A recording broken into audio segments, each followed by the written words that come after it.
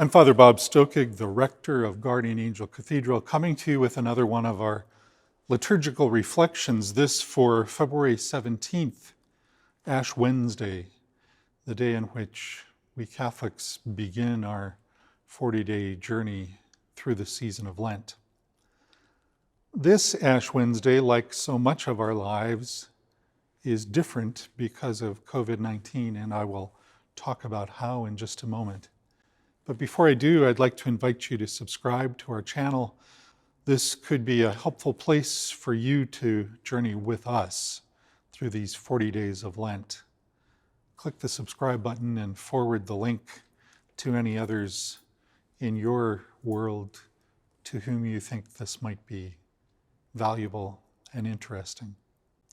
So we're used to, on Ash Wednesday, hearing the words, "Remember you are dust, and to dust you shall return," or "turn away from sin and be faithful to the gospel."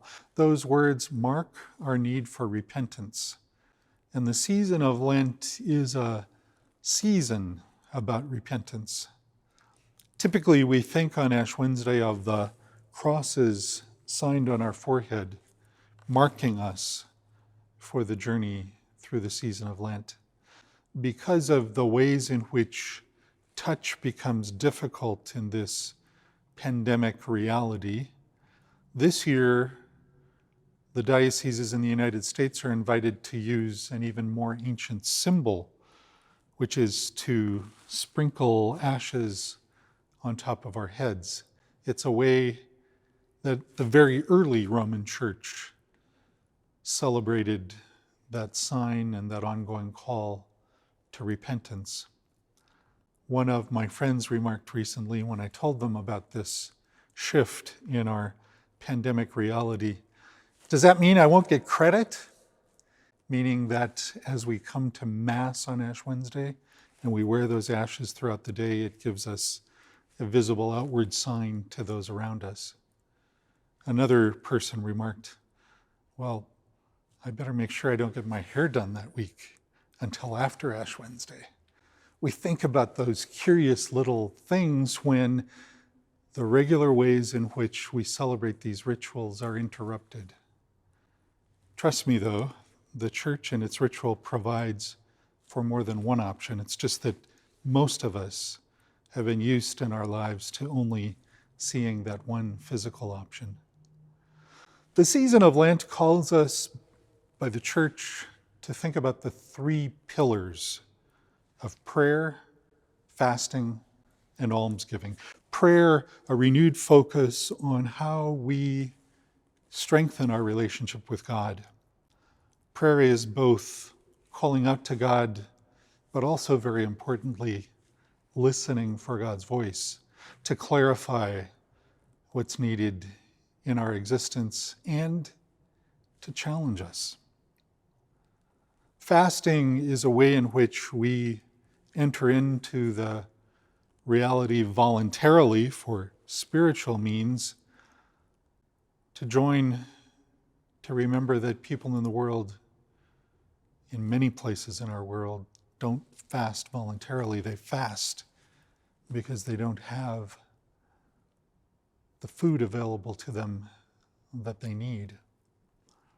For most of us, we probably have more to eat than we need.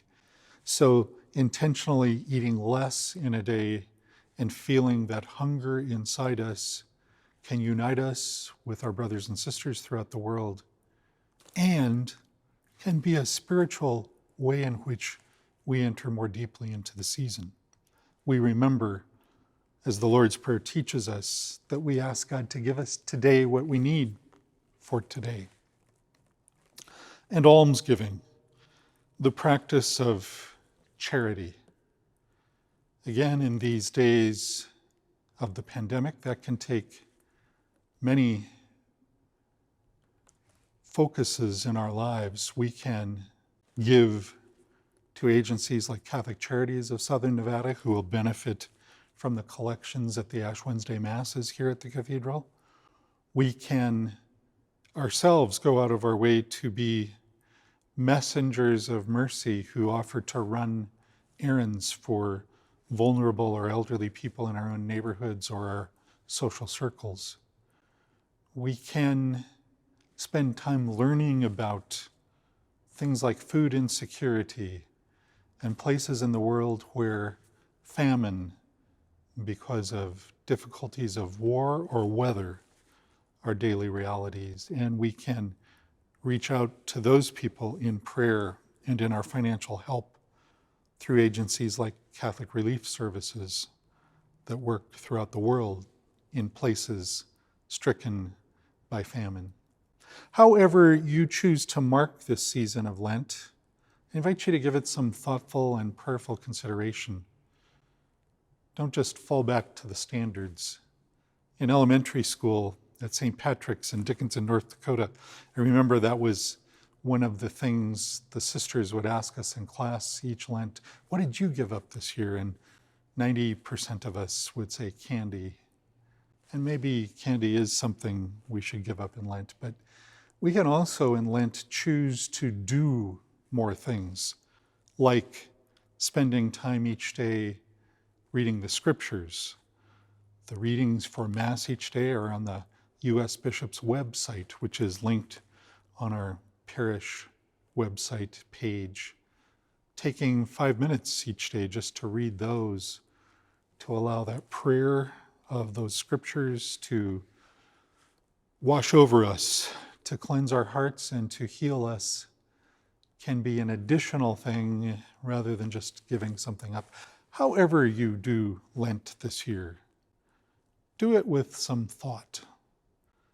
For I'm convinced that to the extent that we think about, pray about, and discern those things with which we want to journey through Lent, to that extent, we also can have a deeper, more full celebration of the season.